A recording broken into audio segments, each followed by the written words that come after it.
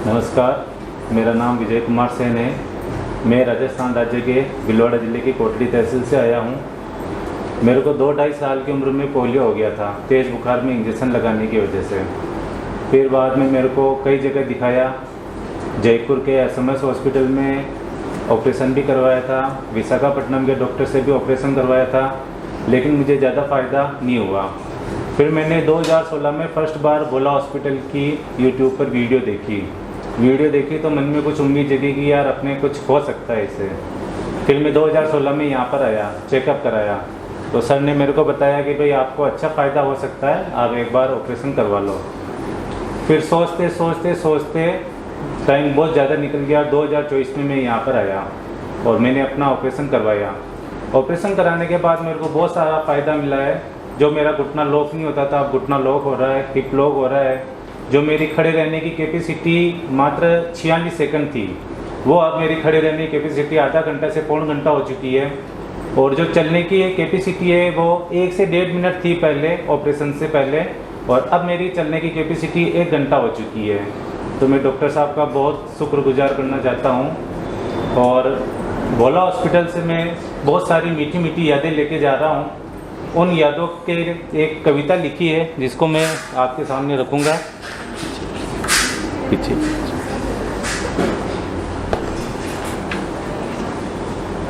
यादों के झरोखों से भोला हॉस्पिटल की मीठी यादें। याद है मुझे वो दिन जब मैं यहाँ पर आया, 2016 का वर्ष था, तब डॉक्टर साहब ने समझाया।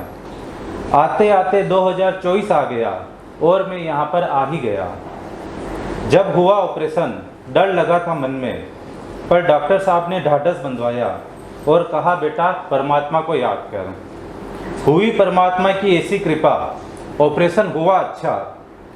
दी बधाई डॉक्टर साहब ने, आंखों से आंसू छलके पापा के, पर वो आंसू थे खुशी के। याद आता है हर वो लम्हा जो हमने यहाँ गुजारा, वो अशोक सर की कातिल मुस्कान। ये मैं भोला हॉस्पिटल के जो स्टाफ है उनकी स्पेशलिटी के बारे में बता रहा हूँ। वो अशोक सर की कातिल मुस्कान, जब भी आते हैं अपने चेहरे पर एक अलग ही स्माइल रखते हैं, उनको देखते ही मन प्रफुल्लित हो जाता है। वो अमन भाई का दोस्ताना व्यवहार, वो गुज्जर साहब की नटखट मुस्कान, वो सोनू भाई का अंदाज, वो माहिर और विकास की प्यारी बातें, वो जगदार भाई का हौसला याद आता है मुझे, और बलजीत भाई का अलग ही अंदाज, वो किरण मैम का हाल पूछना, वो सलोनी मैम का डांट प्यार के समझाना। बहुत डांटते हैं लेकिन बाद में प्यार से समझा भी देते हैं। वो शुभम सर का चलवाना, वो चारू मैम का बच्चों की तरह खिलखिलाना और सबसे ज़्यादा नी बेंडिंग करवाना। फिर शुभम सर का पूछना कि कैसा स्वाद आया। याद आता है मुझे वो भोला अस्पताल का याराना, वो दोस्तों के साथ मजाक करना, वो शीला आंटी का आशीर्वाद लेना। याद आता है मुझे डॉक्टर साहब और दीपा मैम की प्यारी मुस्कान, याद आता है मुझे। Thank you. यहाँ इस अस्पताल के अंदर जो भी मरीज आते हैं और उनका इलाज होता है, जो भी उनकी आशाएं होती हैं, उम्मीदें होती हैं, उनका पूरा होना, ये सब मेरे गुरुदेव जो हैं, जो हमारे गुरुदेव, हमारे जो इष्ट देव परमात्मा राम हैं, उनकी कृपा से सब कुछ हो रहा है। उन्हीं के आशीर्वाद से हम यहाँ पर मरीज़ों का इलाज कर रहे हैं। विजय करीब 3 महीने पहले यहाँ आया था और कुछ ही सेकंड चल पड़ता था।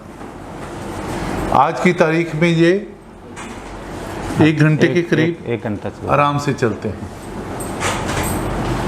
इनकी जो टांग पे मेन पोलियो था, उसका हिप लॉक होना शुरू हो गया। जी, हिप और नी दोनों लॉक होने लगा। नी लॉक होना शुरू हो गया जी। एड़ी नीचे लगने शुरू हो गई जी। और सबसे ज़्यादा जो टांग ये समझते थे कि मेरी बिल्कुल ठीक है, वो टांग भी इनकी पोलियो से ग्रस्त थी। उस पे भी लोडिंग जो है लोडिंग आनी शुरू हो गई।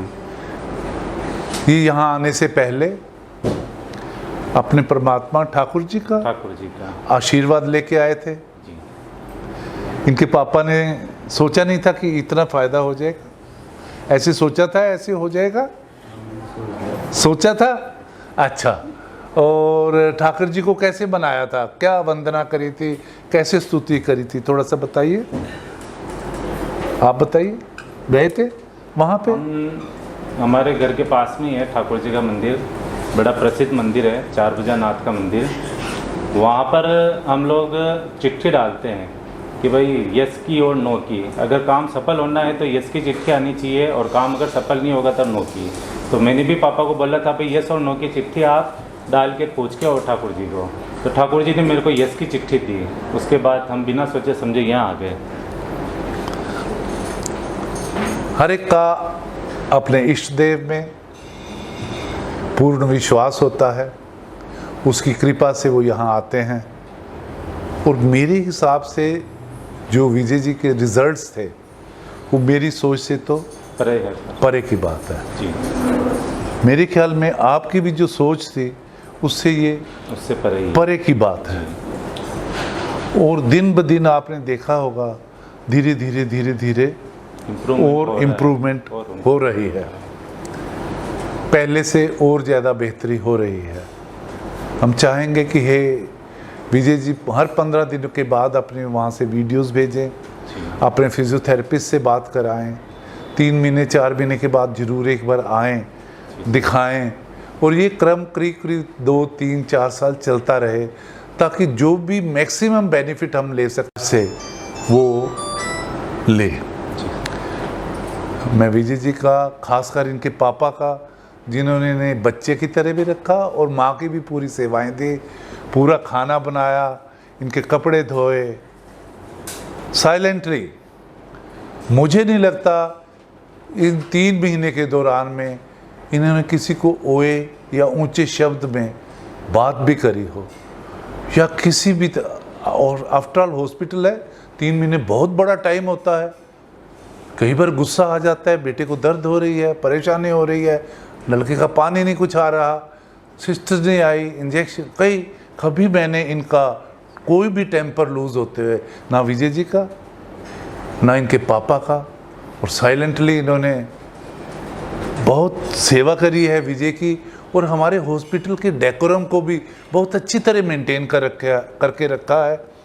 मैं दिल से अपनी तरफ से और अपने हॉस्पिटल के सारे स्टाफ की तरफ से विजय के पापा का, विजय का, इनके सारे परिवार का, जो घर पे वेट कर रहे हैं कि कब ये आएँ और इन्हें रूबरू देखें, उनका शुक्रगुजार हों। और फ्यूचर में कोई भी हमारे से किसी भी तरह की जो हेल्प होगी वो हमेशा हम इनको करने के लिए तत्पर रहेंगे। और एक बार जोरदार तालियां इनके पापा जी के लिए।